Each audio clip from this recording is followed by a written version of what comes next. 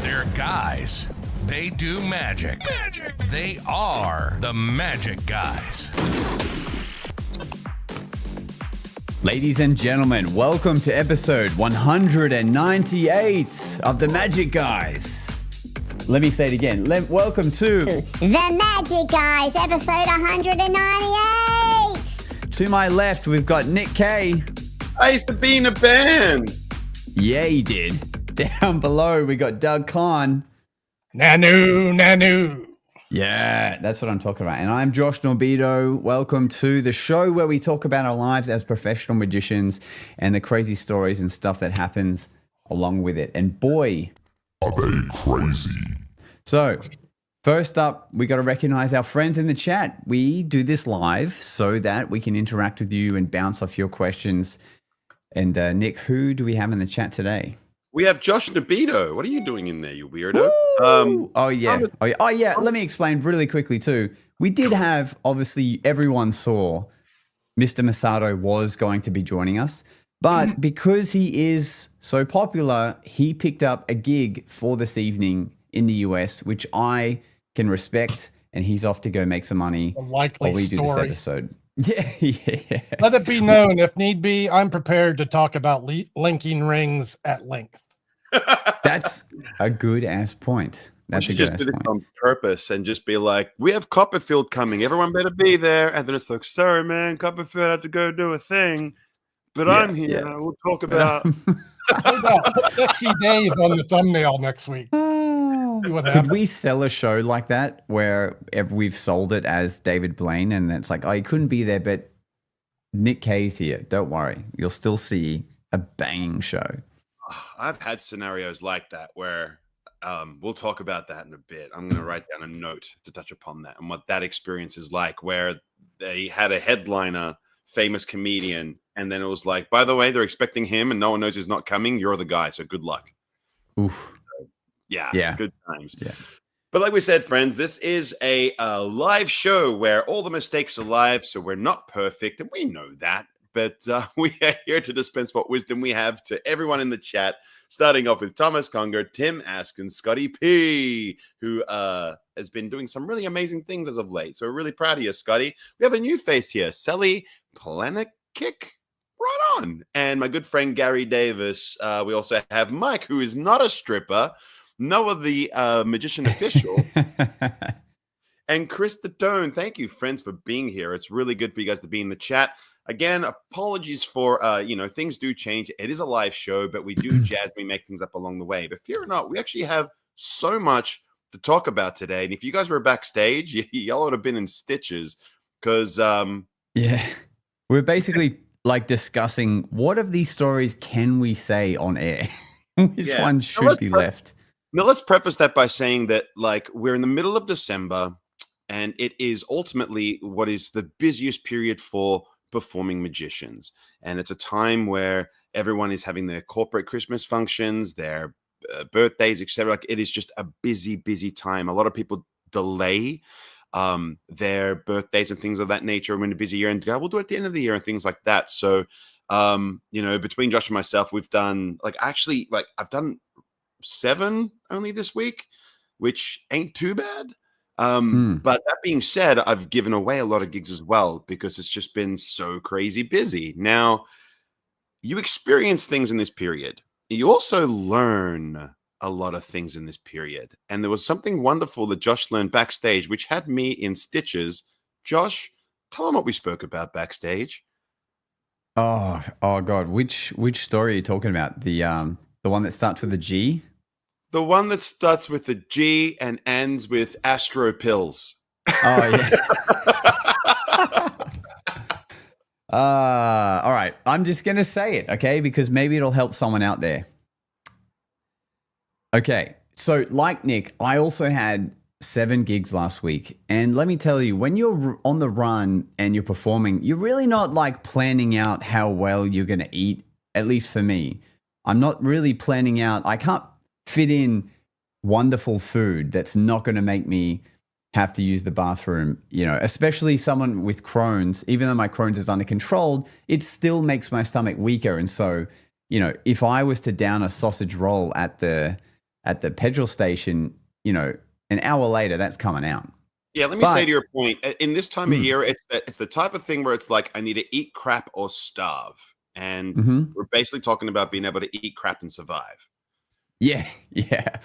How about going rogue at the gigs where you can hit the buffet table, maybe get an Oysters Rockefeller in real quick or something like that? You do that sometimes. Hold up. What is an Oyster Rockefeller? I mean, it could be a char-broiled oyster with maybe bacon, and has it got cheese on it? I don't know. I'm just picking fancy food. Okay. It is. Well, I mean, fancy food too, like, because it's unknown. It's not the thing you always have in your body. It can mess you up. Anyway, well, maybe don't go for the Oysters Rockefeller. They probably got fruit. You could go snag some strawberries. You just have a nice bowl of leafy nonsense. So the thing is, the priority are the gigs you're trying to do, and the food is kind of secondary, is what I'm getting at. So because I know how my body is, and it might decide that I need to find a toilet ASAP, and I could be driving to a gig, and it's going to really throw off the timings. Anyway. Newsflash, you do not want Oysters Rockefeller. Oh, wow. Doug's put a picture on the screen. I want to explain what this looks like to the listeners. Oyster Rockefeller looks like you have an oyster shell that's been left out in the wilderness to the point it's just grown moss. What? I'm realizing that's not doing the dish justice. Have you had this dish? It's spinach. It's what, parsley and other green herbs, and then it's butter, and they're char grilled. So, do you eat oysters in Australia? Is this common food over there? Oh, we never heard of them back down under. I don't do you have them? We just eat shitty grubs. What the fuck? Yes, we eat oysters. I mean, like, they're growing in our backyard in Louisiana. Are they really? Plentiful. Yeah, we can go get them, really cheap around here. Yeah, I put up in my story the other day that they had a whole buffet seafood table spread. I don't personally eat seafood, but that's because my mum is allergic to iodine, so I never grew up with it as a kid, and now it's all weird. And just 2 weeks ago, a client after my show gave me barramundi, and I thought it was chicken, and that was a whole thing when I get into it. But this story is about how I just made sure I wasn't going to have any issues running from gig to gig to gig in this hot weather, and I'm trying to eat food. I got myself some GastroStop pills, which is these tablets you get from the chemist that just suppress your poops, okay? Suppress the poops, people. Didn't you mention this for an a flying tip?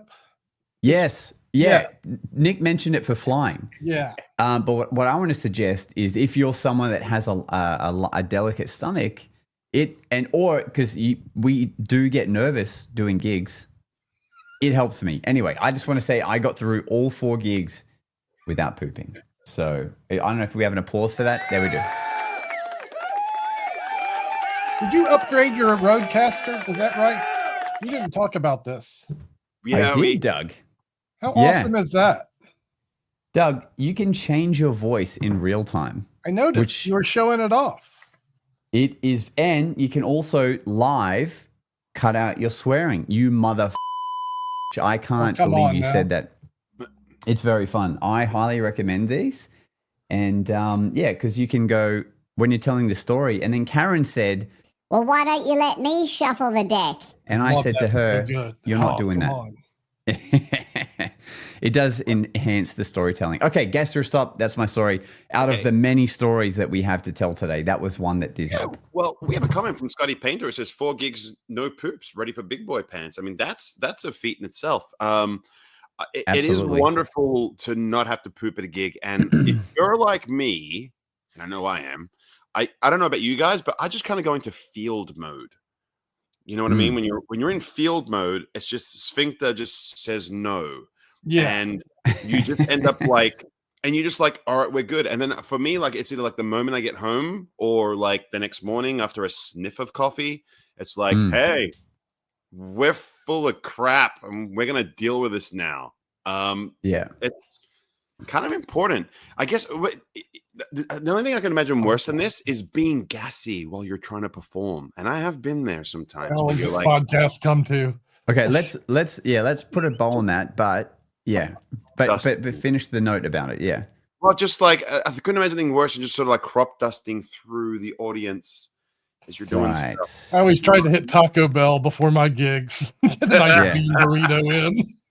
Yeah, that would suck. All right. Well, look, talking about food. Okay, let me just throw out this little tip here. I've brought this up before, but when you're doing a cocktail party, the caterers are always the battle force. Like we're always conflicting where they come up with canapes and interrupt the group you're performing to. Right. And I'm going to make my own separate YouTube video for this just so it lives in the ether and people can find it. But I finally recorded the moment so I can show you what it looks like when you do magic off the canapé table carry around thing and you keep the flow of magic going instead of them stopping your flow, you waiting and then having to try and restart. So I've mentioned this before. I would just pretend like I'm going to take one of their canapes and then I actually produce a coin off the table and go, oh yeah, I'll keep this for later. And it's a very short video, but it's just the moment that I did that. I happened to be wearing the Meta Ray-Bans, and I thought I should capture it. So here we go. I will just grab this one if that's okay, just for later on. But thank you. You deserve. Yeah. Okay, I'll have another. Excellent. Thank you so much. That's awesome. Brilliant. Take that! Take that, caterers. Those kind of look like oysters Rockefeller. Actually, yeah, they probably are. It's a small nothing moment, but even at the end of it, you kind of hear them tail off and remark about it, like, "Oh, that's amazing." Nick's got something. So food aside, guys, I mean, one of the things I like to do is protein bars because you can keep a couple of protein bars. They are long lasting. You can keep a couple in the glove box of your car, a couple in your magic kit. And I think that if you are dying for a snack in between things to the point you're going to get the shakes, that's a good thing to help bail you out because the protein does make you feel full for a while. Yeah. I've been getting the protein cookies that they sell at the petrol stations. They've been pretty good. They're plant-based protein cookies. I forget the brand. It's got two guys on the cover. Brokeback cookies. Maybe we should have a Magic Guys bar of some kind. Instead of a beast bar, it's like a magic bar with some guarana in it to get a bit of pep in your step. Yeah. But anyway, I hope you guys, if that maybe is some food for thought when the caterers come around and they're about to interrupt you, just quickly palm a card, grab it from underneath their tray or a coin or a sponge ball. It is effing awesome the amount of times people remark about it, like, wow, how did you do that? How did you anyway, all good things come from it. We should go back to developing this workout bar. We could, where you put the pre-workout in it. You guys are always talking that stuff up and then put some of that no crap in it so you don't have to poop and then round it out with some protein. Can you imagine that?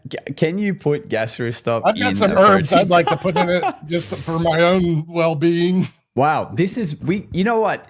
Funny. It's funny, but we could be onto something. It has guarana in it, which is like pre-workout. Then it's got GastroStop, but then it's got some carbs to keep you going, to feed your brain, and maybe low on sugar or whatever. Shredded pages from the Tarabal books, just to make sure that you're getting. No, that's what that's what the wrapper is. It teaches a trick on every wrapper. Oh my god! The Tarabal win, certainly for magic conventions. That's awesome. Okay. Look, we have a story. We have some speak pipes. One is from Scotty P.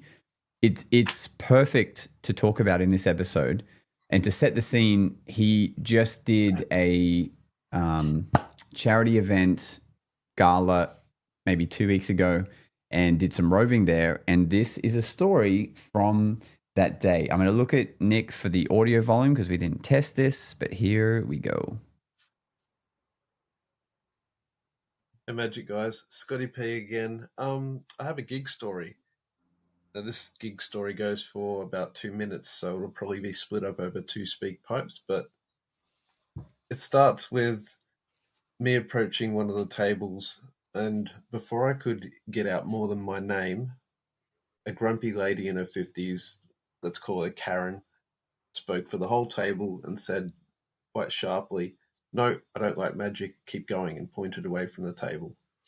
I tried to ask the rest of the table, but she gave me another verbal shove along and not letting anyone else answer. So me being quite a passive person and also relatively new to this whole audience management gig, I just smiled and said to the table, "Enjoy the rest of your night," and then I continued to work the rest of the room. I later saw that she had moved to another table and was being grumpy somewhere else. So I went back to the table that I missed and said, "Sorry, I don't feel like you actually had a chance to answer before. Would anyone like to see some magic?" Another lady at the table said she'd wanted to see magic in person for as long as she could remember. So I chose an effect that not only got her involved, but also left her with a souvenir. Stay tuned for part 2. So let me just say, for the first part, that was handled perfectly. Yeah. You know, the only thing that I would do is always give people an opportunity to change their mind and just quite politely say, "Now, if now's not a good time," or something of that nature. I go, "Cool. If you change your mind, just give me a wave. I'll come right back, folks," and walk away. That's the only thing I would have done different from Nice. a personal standpoint. But I think you handled it perfectly, Scotty. Let's see what part 2 has to say. Yeah, that's a good point. I should open up part 2. And while I'm opening that, and for being Scotty's like 4th gig, that is bloody well handled to have the foresight to go back, Yeah. Crazy. All right. Part 2. Here we go. Hey guys, this is part 2 of the story. So I'm sure most of you know the routine, but what she experienced was she signed the face of a card. It was lost in the deck, and she then got to choose a butterfly sticker from a sticker book that I had, and she placed the sticker on the back of an indifferent card. I then made the butterfly fly from that indifferent card back to the deck, did that a couple of times before making the butterfly invisible and handing it to her. She then threw the butterfly back into the deck, and it landed on the back of her signed card. A simple trick, but it was the most memorable reaction of the night. She didn't run around yelling like on social media reactions, but instead she was almost frozen in disbelief, and she looked at the card and just let out a quiet "wow" as she exhaled. So glad I went back. Yeah, bloody well done, mate. Well done. How good does it feel, hey, to do those gigs and have those kind of wins like that? We forget that people just don't see magic. Like, they don't get to experience it. So it's pretty beautiful. Yeah, if I could add one more thing to that, is just that, Karen's situation is whatever it is, pal. But I will say this, I just hope you didn't feel any rejection from Karen being Karen, because what you have is a gift, and you offered the gift. Karen was a Nazi and was like, "No magic for you," to everyone else. So that's fine. But the fact that you went back and delivered that and gifted them the magic is just a reminder to everyone who experiences anything like this that you have a gift. And if somebody doesn't accept the gift, don't feel bad. You still get to keep the gift for yourself and give it to somebody who deserves it. And when Karen left, exactly what Scotty did. So full round of applause for Scotty, everyone. Show him love in the chat. The guy's doing great. Give him some love. Oh, that's the wrong one. That's not how you do it, Josh. But yeah, Doug, thought? I'm so sorry. Hang on. There we go. Sorry. There we go. Compliments on handling it exemplary out of the gate, man. I think that's exactly the way you should have done, Say, all right, see y'all later. Come back when the window's open. And then on the way out, what you do is trip the lady from behind, kind of kick her on the left foot, and she'll fall over easy. Yes. Preventing this from happening for future magi. Now for broken and restored hip. Yeah, that's going to be difficult. Now, Nick, you did mention you might take one swing at, putting it on track instead of just saying, okay, see, you might, there could be something, but it depends on the person. You can tell if someone's a fun hater and they're just Yeah. gonna hate. You just let it go. Nick, if it is a 10-person banquet table and one person does firmly say no, will you still be like, and what do the other 9 people vote? Or will you just say your line of, let me know when you want me to come back? No, man, I'll just walk away and say, like, if you change your mind, just give me a wave. I'll come right back, folks. And I kind of single out that person, but give them permission to welcome me back. And sometimes somebody will see the speak up over Karen, but Karen might have been somebody of authority in this group. She might have been their manager, their boss, their something. So you don't want to create, like, you just, again, like, it's the gift. They say no, you take the gift with you. I don't think it's worth sort of pushing back, because I don't know, man. Like, I would never force anything of mine onto anybody, ever. I wouldn't force my belief, my kindness, my anything. Like, it's just not what I do. Like, if I offer something and you say no, it's cool, man. I can offer you 10 grand cash and you say no. You're a dickhead. I can offer you magic and you say no. That's also a dumb thing to do. But you made the choice, brother, man, and it's your choice. And when everyone at every other table is having a great time, you made the dumb choice. Good choice, Yeah, the best revenge is when you absolutely annihilate the next table and they see how much fun they're having. Yeah. And then you get them to say, oh, actually, you can come over here now. That's when you know. I definitely get that vibe. Like, I'm amped up to do super good at the very next closest table I can after that happens, for sure. Yeah. But like I said, just as long as you're not experiencing the rejection, like, you're the gift, bro. You're the gift. And if they say no, you still have it. If I have a box filled with gold, which is what you're giving these people, and they say no, you still get to hold the gold, man. You ain't losing. They are. Remember that. Super important lesson. Yeah. Bloody great job, mate. We have one more speak pipe. Do we want to take it there, or do you? Well, I guess I've already opened the can of the box, haven't I? We have a speak pipe from Speak pipe. Billy Fisher wrote in, and I think this is one that Nick is going to really resonate with. Okay. We're going to play Billy's question. Listen. Here we go. Hey guys, wish I had thought of this question a couple weeks ago, but it just dawned on me. I am having a suit jacket altered, like just fit, tailored to the length of my arms and body and width of the shoulders, etc. And it dawned on me that if I'm already having it tailored, why should I not throw some, toppets or I don't know what you would call them, alterations in that are helpful for magic. I'm only a hobbyist, but between weddings and Christmas parties and things I go to where I wear a sport coat, I know that this definitely could see some use. I've already done some magic, dressed in places and ways that I would wear this. So, Nick, you talk about magic you have built into your suit all the time. I mainly do card magic, but other than just a few things I've read from like Darwin Ortiz or maybe Guy Hollingsworth about you would need alterations to perform certain things, I'm not super versed in what I would need. I'm sure you guys have tons more knowledge than I do. If you could give me, ideas or places to look for ideas, I'd really appreciate it. Thanks. Yeah, absolutely. Yeah, great question. Great place to ask this question, Billy. Yeah, Billy, thank you for sending that question in, pal. Now, ultimately, it depends on, in my opinion, what you want to achieve with your suit. Okay, so Dove Magic is one of the places that sort of has like the most gnarly of suit setups, because you got so many compartments in which you're holding doves. That's probably not going to apply to someone like yourself. But if I was going to suggest anything, just for the sake of having a utility in your jacket, you were going to look at things like toppets. I would probably suggest looking at Michael Lamar's toppet pattern, which you can purchase. You get given exactly what it is. You take it to your tailor. They pop it in. It's extremely easy to do. Mine is based off his. Mine's customized, but the thing is, mine took 7 generations to get right for myself and what I'm performing with it. But I think that would be a good place to start. You can do things like double pockets, which is not anything too crazy. It's just quite literally put an extra piece of fabric in your pocket, which would make it give you 2 separate compartments within a pocket. That's pretty handy for deck switches if you're going to do things like that. In the same breath, you don't have to do that. You could just as easily put a piece of cardboard a la deck switches taught by Sean Farquhar. So there's another couple of options there. I don't know if sleeving is going to be your bag, which is primarily what I do and why my suits need to be customized. If you are going to go down the sleeving realm, I recommend you look at things like Rocco. Rocco sleeving stuff is covered very, very well.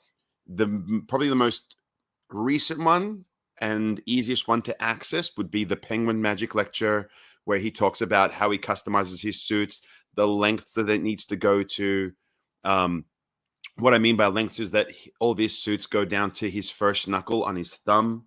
As far as length goes, they're 5 inches in diameter as far as the opening goes. So there's things of that nature. If you want to explore stuff like that, I would recommend looking at that. And then everything else is just sort of as you're going along, you would sort of go, next time I'm going to make a suit from scratch, I'm going to have it so the armpit hole is a bit bigger so I can put things down the sleeve, which is what I do with my suits. There is pros and cons of that happening as far as your suits wearing out. Thankfully, I buy 1 or 2 suits every year, and I perform so often that I have to. I literally wear my suits out to the point it's like, I look like a homeless person if I wear them for any longer than a year, 2 at most. So that's a good start as far as card guy stuff. Don't do everything at once. Just do it progressively. Get a suit every 2 years. Make an adjustment here and there. If you're going to just use the one suit, depending on how much you gig, you can always go back and make a couple of alterations. You can sew pockets in yourself. The one last thing I'll leave is, Doug, I'm going to need you to remind me of the gentleman's name. It's like 3 names. He's got a pocket in his sleeve here. So when he lifts his hand up, the coin falls down, and then he goes to retrieve it. J. Scott Berry is his name. Thank you, Doug. I'm glad I didn't have to come up with that. I wouldn't have. Yeah, J. Scott Berry, if you have a look, it's the way that he's designed his toppets. Extremely You mentioned Rocco. He's done some interesting work along those lines using magnets to hold objects in the upper part of the jacket. So after you sleeve, the magnet keeps it up there, and then you can release it later on. I had a guy I wanted to mention there, as you were mentioning guys. I'm just going to bring this up. Carl Cloutier, who combines pocketing with sleeving for some amazing magic. This guy, the stuff he does is incredible. Yeah. I don't know this is the best resource, but it's a good one. It's one of my favorites. Super advanced stuff. And I will say that there is a particular thing he does with his pants, his pant pockets. There you go. Allow him to do the most impossible cards across. And effectively, without revealing too much, imagine a pocket that's just a tube that goes from left to right. So like in your pant pocket. Oh, yeah, that's insane. Yeah, you can put the signed card, you can like peg the pocket, and somehow it can You know who I saw recently who had a cool jacket thing? Jaffo, Jason Fields. He does a routine. He's done it on Fool Us, where coins vanish from his hand and appear in his jacket pocket audibly. So you can hear the coins arrive in a glass in his jacket pocket. Signed coins, one at a time. There's the signatures. Bang, they're in there.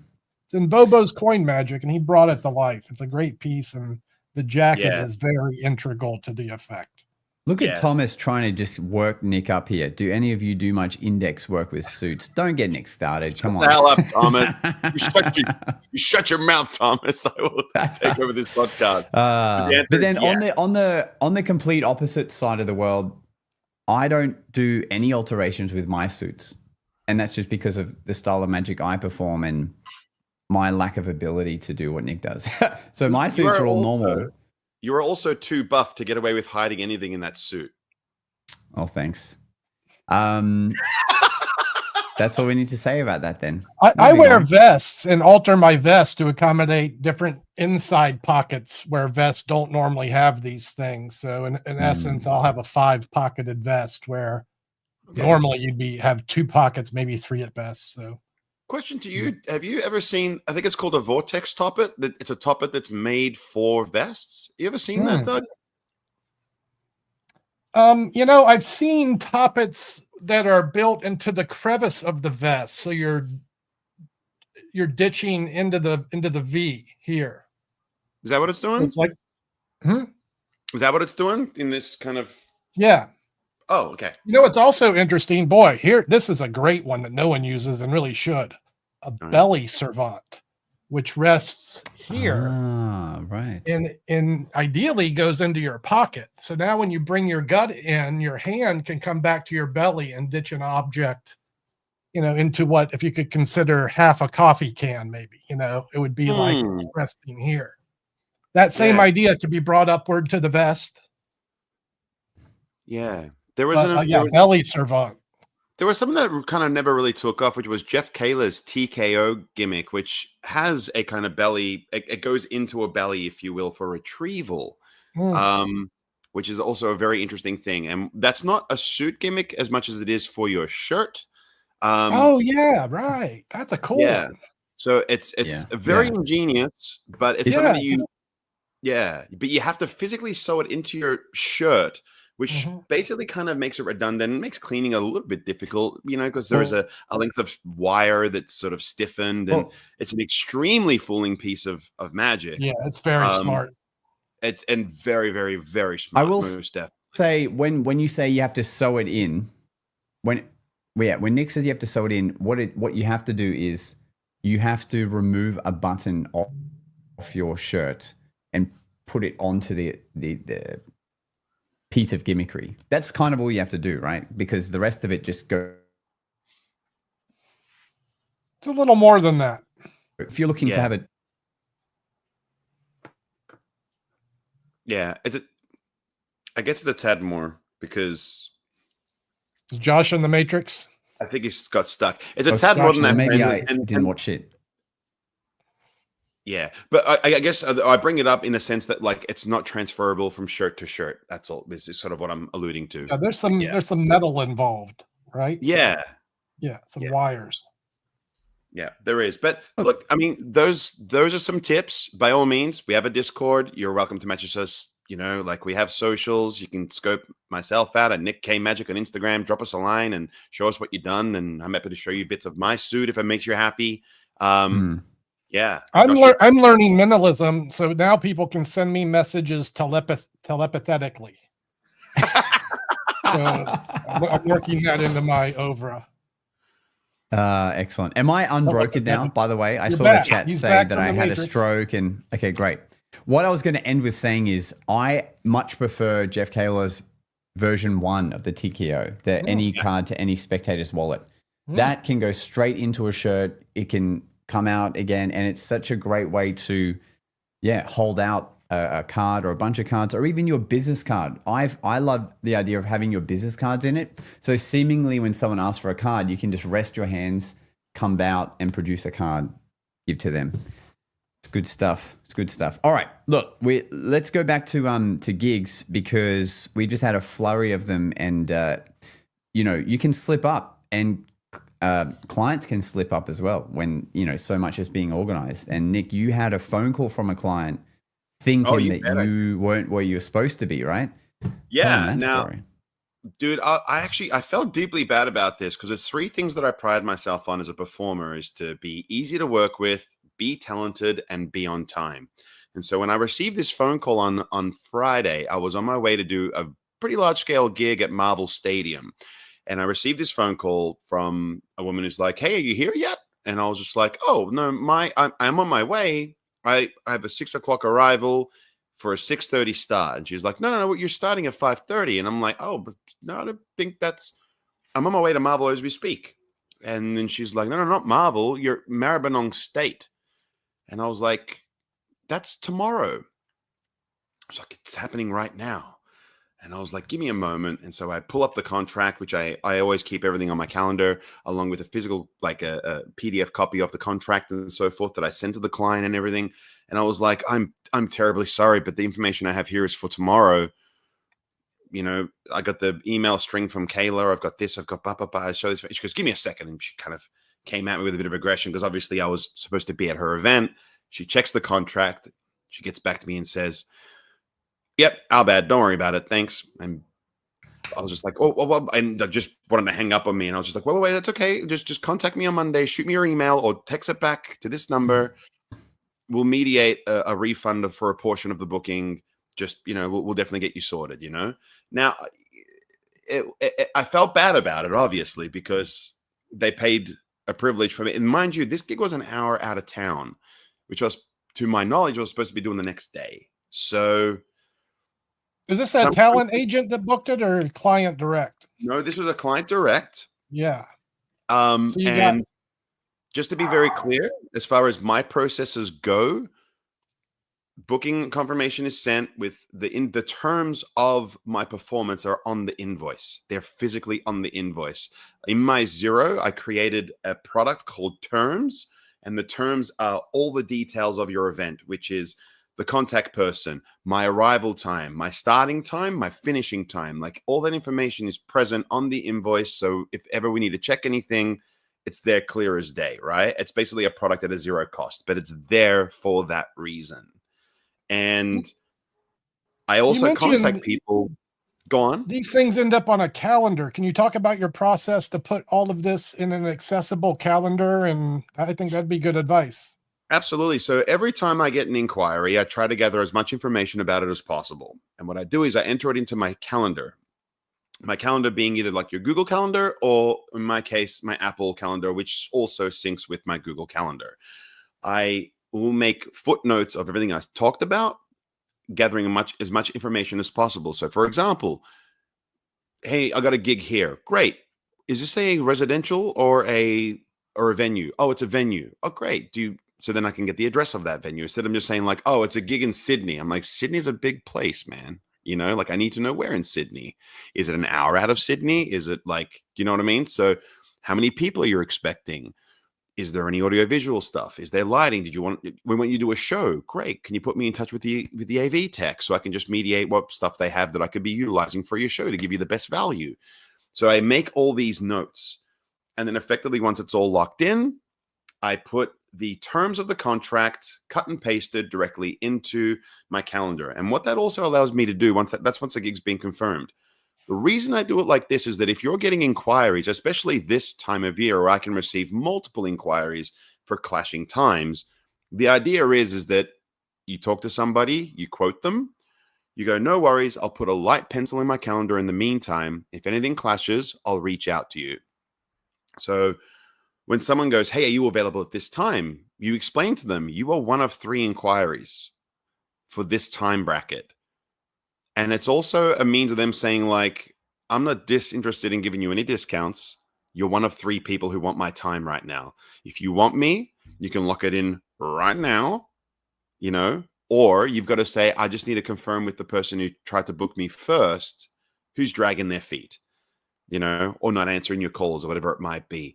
But just by having this physical calendar, which you should be abiding to, the reason you want to do things of this nature is that you can put in the address of where you need to be. You can set reminders of when you're supposed to leave to ensure you arrive on time. You can also invite people to these types of things as well. So, about accessing the contract, you said you'll attach that, you'll link that up so you can look at the actual contract. Yeah, you can add physical PDFs to that bracket as well. So you can actually go in there, look at your contract, look at all the things you're supposed to do. Because sometimes when you're doing events, especially large scale events, like if you're going to go to like an arena, for example, like if I was at Marvel Arena, there is one of 9 gates you can enter in through. So sometimes you're given information where it's like, please go to gate 4, talk to this person, A, B, C, and D. Your green room is located here. That information is normally sent in the form of a PDF. You can attach that PDF to that calendar invite and put it there as well. And also, if you're booking people like I am, when you send these things, so if I got someone who's working for us, like in our agency, I send them a calendar invite and they've got everything they need. That it's like a whole package in there of the person to talk to, a copy of the contract, everything they could possibly need. So it's just a means of ensuring that you've got a central point where you can look at all your inquiries, all your confirmed stuff, times you're on hold. On hold means that the person wants to move forward. You've sent them the invoice, but they haven't paid it yet. So I put it in that state. So it goes from inquiry to on hold / confirmed, and then paid. And when it's paid, it's like you cannot budge from that time bracket. Now, let me tell you a story of what happens when you don't do what Nick just said. Okay, because this happened to me. This happened to me last week. This is what'll happen if you don't do that. There are sometimes just human errors, and even though I've been in this game for so effing long now, it can still happen, and it sucks. But unlike it being the client's fault when Nick was just explaining, this happened to me last week, and I just had to own it. So I'm driving between events. I've got like a hour and a half break right now before the next one. And I'm like, great, I might just drive and get some lunch or something. Next minute, I get a phone call while I'm driving, answer it. I think maybe it's an inquiry for another event at Christmas. Great. And they go, oh, yes, yep, this is me from this company. And he's saying it like I should know who he is. So I'm like, oh, yeah, how you going? And he's like, yeah, good. Just wondering how far away you are, mate. And I'm like, and my heart just freaking falls into my feet. I'm like, oh, this was such and such from, sorry, which company again? He's like, oh yeah, this one. Yeah, we've got you booked for 4 p.m. and it's 3:58 right now. I'm like, oh. So I'm like, oh, Chris, just I mean, I am just driving, but let me just pull over for a second and I'll call you right back. And I look at my calendar and there's nothing for that time slot in my Google Calendar, but in my emails, I see the performance agreement and the invoice and him paying and all that stuff. And the memory of that gig just floods back into my head. And I'm like, how did I just erase this from my memory that this gig was on? You know, so because I was doing gigs all day and I already thought, you know, oh, cool. Yeah, I'm going to time everything. I'm going to take my gastro stop. Like, this is going to be a good day of slaying these gigs. Meanwhile, I've completely missed one. So you guys, I hope, will never have to experience this in the chat, but like, it's the worst feeling when someone's paid you to be there to do magic and you're not there and you just have no memory of it. The cortisone just hits your body and you just feel like, fuck, oh wait, I've got this built into this. You just go, fuck. Anyway. So I had to just call him back and be like, look, I'm going to be honest with you. It is my fault that I'm not there right now. For some reason, your event isn't in my calendar and I can only put it down to human error. I'm so sorry. What I'm going to do for you is I'm going to send you a full refund right now, but I'm also heading to your event right now, which I'll be there in 20 minutes. This is on me, but I'm going to do a group show for everyone and let's just have fun. But I apologize again and I'll send your money back. And he fortunately was like, you know what? Shit happens. That's really kind of you to give us a refund. I'll see you soon. And we did the show and like everything was fine. And the email I got afterwards, after I sent him the refund, basically said, look, you know, thanks for handling that so well. Thanks for still entertaining everyone. Look, I'm sure we'll be in touch next year. And like everything just ended amicably and it was good. But God, it feels terrible when that happens. Now, on the plus side, I thought, damn it, now I've just made myself lose, you know, this X amount of money for this gig. But something very weird happened, and I wonder if it's serendipitous to that happening. The next day, I have one event, and it's on the Gold Coast. So this just happened 2 days ago, okay? I go to the Gold Coast, and I get to the Gold Coast like an hour and a half early for this event because I just want to make sure there's no traffic issues. The casino is right next to where this event is. So I go, let's just go in the casino. I'm a magician. Why the hell wouldn't I? So I go into the casino. I roll into the casino. I'm dressed up for my gig. I leave my jacket in the car. And I take out $200. And I'm like, I've had a crazy week of events. Let me just enjoy some blackjack. You know, this will be fun for I only have like half an hour I can allow before I have to go to this event. Josh has 16 reasons to gamble. I'm a magician, so admitting it is the first step, Josh.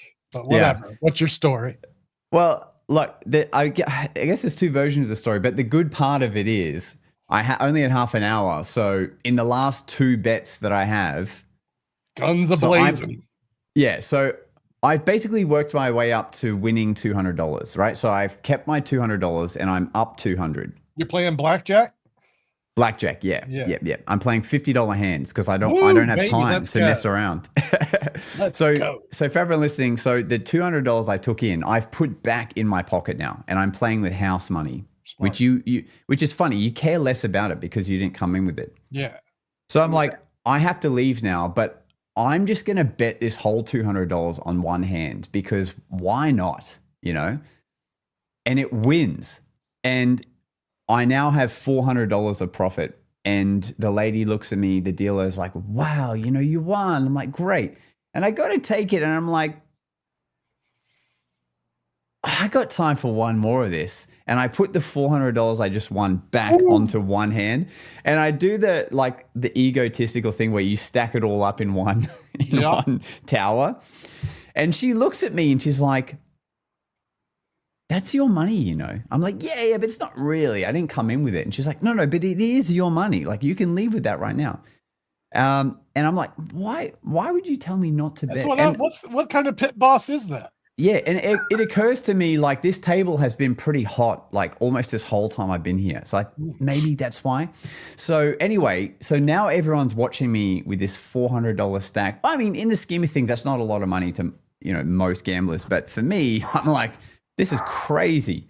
Anyway, so I sit $400 on there, one blackjack hands. The dealer busts, and I've now won $800 within like two hands. I give her the $200 that I brought in as well, and she cashes me out with a $1,000 chip. Yeah. I cash that out, and I'm walking out, and I realize after tax, because I get taxed like a motherfucker here in Australia. Mm-hmm. That probably is after tax what I would have ended up with from that gig that I refunded the money to. And so the week kind of balanced itself out karma. still anyway, in a weird way. And then I had the best gig ever after that because I just rolled in on a high, like the magician that just won money from the casino to then come and do an event where everyone's like, we should go to the casino after this. And I'm like, yeah, I was just there. I just happened to go to the casino because I'm a magician. Yeah, exactly. And so that was very fun. I don't recommend always hitting up the casino before your gigs, guys. But if you do, I go to the casino every day because I'm a magician. That's right. We're always rolling the dice, baby. Do they have, is there several casinos in Sydney? Is that like a thing there? Or where Sydney are you, has, Josh? You're not in Sydney yet. Yeah, I'm in Brisbane. We have one in Brisbane and we have one on the Gold Coast, which is an hour drive away.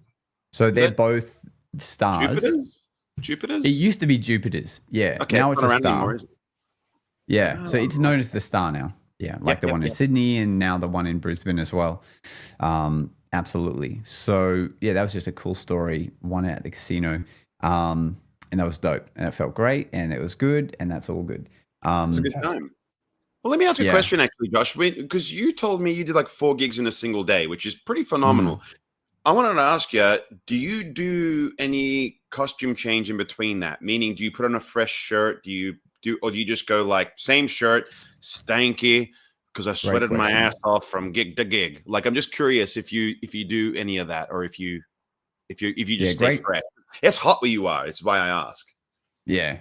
No, absolutely. So the first 2 gigs were during the day where it's hot, and I know from scoping out where their events are, it's outdoors. Like it's undercover, but it's outdoors, so it's not in aircon. Yep. So I have 2 identical black button-up shirts. Yep. I take them both. I have an undershirt, and so for the first 2 gigs, I'm just wearing a vest over the shirt, with an undershirt as well. I get through those 2 events, and then I switch it out. I put on the new button-up shirt, and now I'm leaving the waistcoat and I'm putting the jacket on instead. Absolutely, because by the second one, that button-up shirt was getting pretty gnarly, and you just want it feels good to like go into the last gig or whatever, like just feeling fresh again. So absolutely. What about special requests? I've had agents like I had a talent agent last Christmas. They're like, Doug, can you wear a Santa hat to this gig? And I'm like, Santa hat. I got a red hat. I'll wear the red hat. And they're like, all right, Yeah. can you say ho ho ho magic Christmas a lot? It's becoming clear that this man has booked me as a magic Santa, but doesn't want to tell me this. Yeah. If had he done that, I probably would have said I'm not doing this. Bloody hell. I'll do it. But I if mean, you do get like special requests to like dress it up a little bit, how do you handle that? You know? Oh, I'll answer mine do it all super. the time. I do it all the time. I did a gig just last week where I had to dress as a magic genie. Is this an extra charge event in your calendar? Like I throw like an extra $200 on top of my normal fee. Yeah. I wear a costume. I look like an idiot, and then I get changed and I go home. Like that's just So that could like be repeat use, but what like a one of? Like I'm not going to be Magic Santa again. You know, I'm not going to go. No, you have a costume shop. So I have a costume shop that I go there. I don't have a genie. Like I don't know how kinky you think. There we go. The real world tips. Yeah. So set up a friendship with a costume shop. Just tell them it's an extra $200. It's probably like $70 to hire the costume. I had to wear like basically a hat, no shirt on, just a vest, but it's like a sparkly vest, and then pants and kind of like a like I don't know what you call it, but it's like a garter almost, but it's just a red silk that you put around your torso, so you look like a genie. Yeah.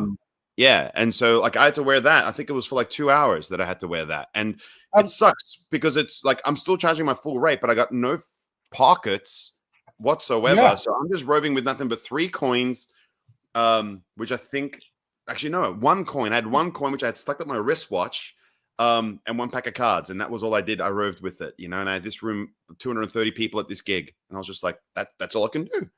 But that's worth considering when you're charging for these kind of events. It's extra work and trouble for you, not just to rent the damn thing. You got to return it, maybe clean it, you know, yada yada yada. So yeah. I love the solution.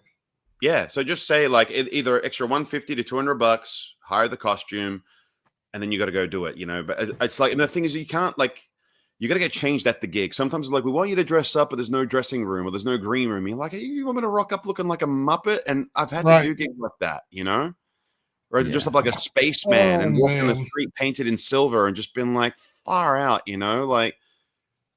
Or you've got people like me and will wear a costume even though I'm not booked for a gig. I went out. This is what Josh wears on Tuesday. I went out and bought a Minion costume because I had the day to myself and I knew that I had this idea to do it because I bought a Minion deck of cards in Singapore at Universal. And so even though no client was requesting it, I went and got myself a bloody Minion costume from the costume store, which I now own, if anyone needs one. And that was just for my own doing. But normally clients don't ask that much. I had one event last week that just asked if I could wear red because that was their theme. So I wear these red, it was like a pool party. So I wore my red cap and my red blingy shoes that I wear in Showman, which have like, it looks like they're like bedazzled shoes. But I already had that stuff anyway, and it was fancy. Yeah. It was easy. You just triggered a memory. Pool party. I did an event which was a 60th birthday party on the weekend, and I got to tell you this story because I feel kind of bad about it. What happened was I was performing away. Right, they booked me for a couple of hours of this event. I was there from bang on 7 p.m. and there wasn't a lot of people there. Now, when you're in those scenarios where someone's like, "Can I show you a trick? Can I show you a trick?" We've spoke about this before where I'll be like, go wash your hands. Your hands look gross, blah, blah, blah. But there was like, you know, and I'll just be like, and you sort of play it off. But there was no one around. And I'm like, I think everyone's going to rock up late. And I thought, well, what the hell? This will kill 6 minutes. I'm like, I give them the deck and I'm just showing the importance of the deck. Don't put it in the wet patch on the table, please. Don't do this. Don't mess up my deck. Don't crinkle the cards. It's I got to use this tonight. So I do a thing and whatever else, and this chick calls her boyfriend over, right? And he's like, I know a bit of magic. And I'm like, oh no, what am I going to do? Like, fucking idiot. Like, I'm going to crush this guy. So I do my thing. And he's like, can I please show you a trick? Like, I'm like, I'd rather you didn't, man. Like, I'm getting paid a lot of money to be here. And I don't want to, like, maybe when I'm done, please. And I was like, you know what? Nuts. We'll do it.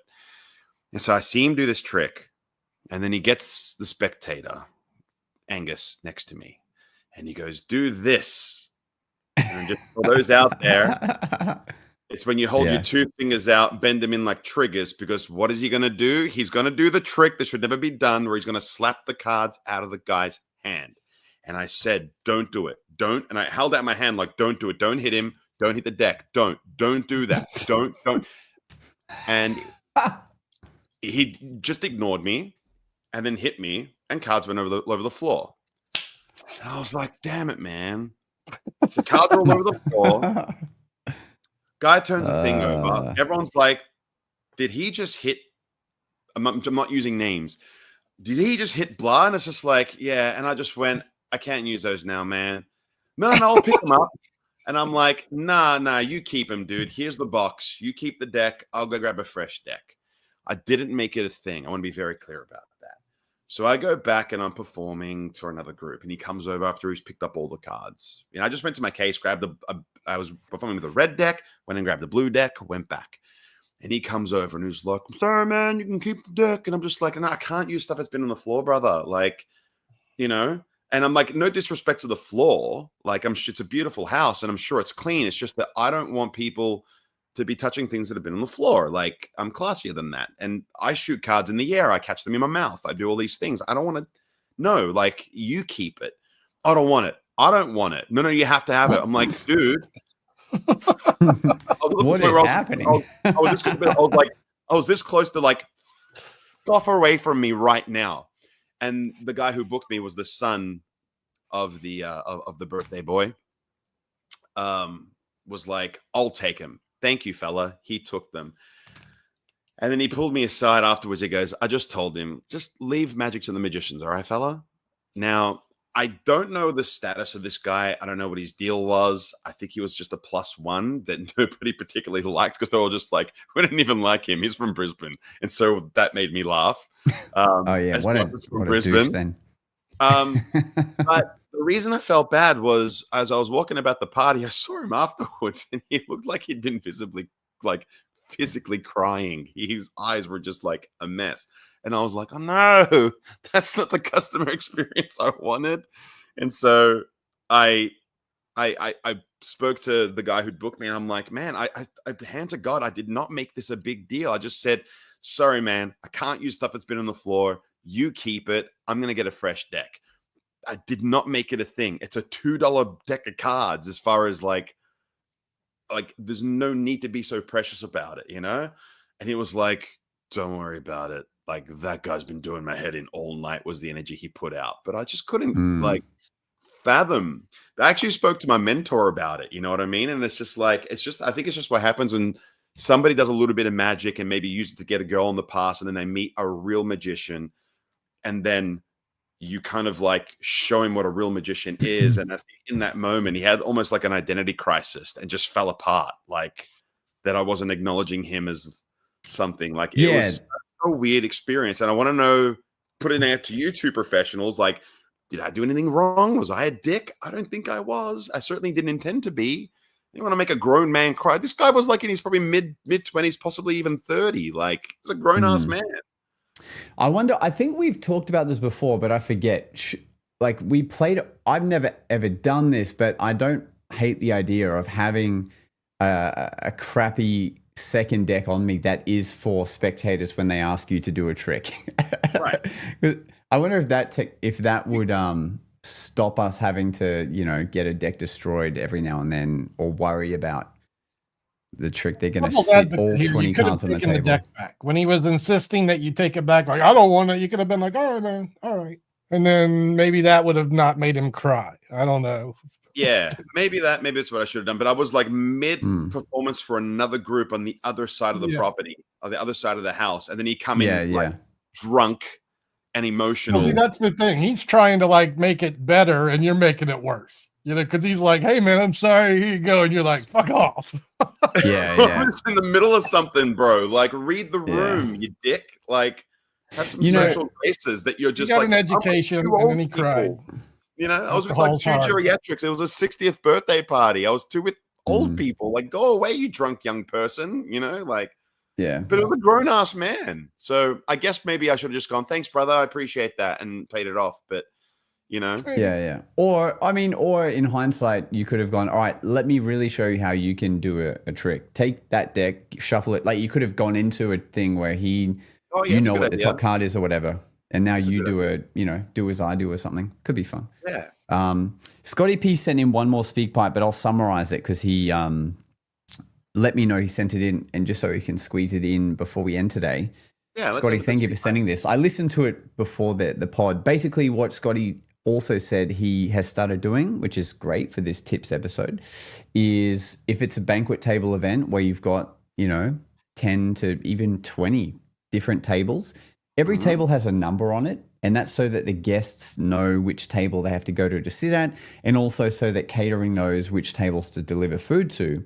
But what Scotty said he did was he got there an hour early, and he had pre-planned this, but he was going to do an effect similar to Angle Zero, where the corner of a card disappears and reappears somewhere.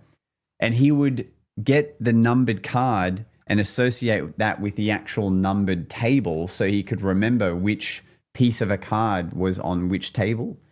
Clever stuff. So he was saying that he took the corner and he put it underneath the actual table, the number stand that was in the middle of the banquet table, so that he could do that effect on any table he wanted. And he knew by looking at what numbered table they were at, which gaff he needed to ring in, essentially. Love it. Yep. Fun stuff. And because only that table is seeing that effect happen, they're probably not going to put two and two together. Oh, is it a 4 because we're at table, if anything, you can make that seem more miraculous. Oh, you picked a 4 and we're at table 4. That's even better, So great work, Scotty. You wanted to slip that in there because that is also a nice little tip. Yeah. Let me add to that. Sometimes tables have salt shakers on them. And if you're performing very early in the evening, well before food gets there, it's not a bad idea to throw a little something in a salt shaker and then going to that table. Typically, it's a good idea to also make sure that like the CEO's on that table, do an angle Z, grab a salt shaker and give it a bit of a shake, and then you show it's gone, turn the salt shaker around, it's in there, crack it open, pour the contents into a mug. You know what I mean? Like, because they typically have like cutlery and wine glass. So that's a little something I've done in the past. And then here's the hot tip: you vanish the salt shaker into your new top it, and then that goes home with you. Then you take walk away. Oysters Rockefeller on your way out the door. You walk away with this trail of white snow just leading all the way to your green room. You just walk around, just top-itting like the silverware and everything. My entire kitchen has been filled with gig banquetware. None of it matches, but it's all real nice. Can you imagine messing with the event now? Like you line your top-it with plastic, and every time a canapé, the caterer comes up to you, would you like one? Yes, but I'll save it for later. Boom, and you just top it like every little meatball dish and thing they have, and it's just all going into this plastic thing you can clean out later. But that reminds me of Mike Cavaney's act. Have you seen what he does with someone on stage from their jacket? No. What does he do? So I got called on stage for Mike Cavaney for this act. He borrowed my jacket. Make a long story short, as he's performing with my jacket, he's doing something in the jacket.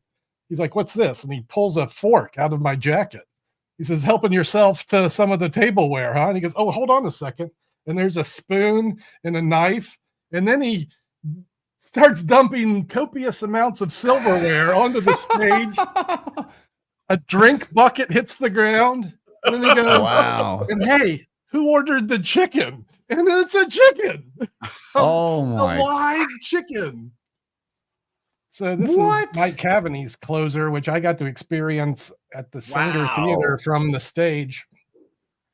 Wow. Yeah, great. That's impressive, yo. Mike Cavaney. It's probably in his book. What's the name of Cavaney's book? Yeah, Mike's never spoken about that, and I've jammed with him quite a few times. But I'm going to bring that up when I see him next. That's fun, man. Oh, it's hilarious. And I don't want to blow it. Well, once you learn the method, it's so. Well, we could talk about off you can't talk about Cavaney methods live in public. Right. We're going to talk about it off air because it has come to the end of the show, which means it's probably time for our final word. And Doug, it's been a while since you said one. I think it'll be fun if you wrap this episode up with some words of wisdom. Guys, thank you for listening. Well, I prematurely pressed the button. Well, we're just politely saying thank you for listening. And, by all means, scope out Josh Nabito's website, joshnabito.com. Yeah, that's good. Scope out nickmagic.com. And of course, learnsleighthand.com.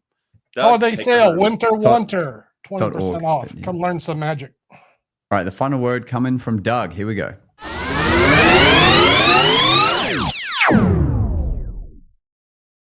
I thought that was the final word. I was plugging my thing, learnsleighthand.com. It's holiday sale, winter wonder.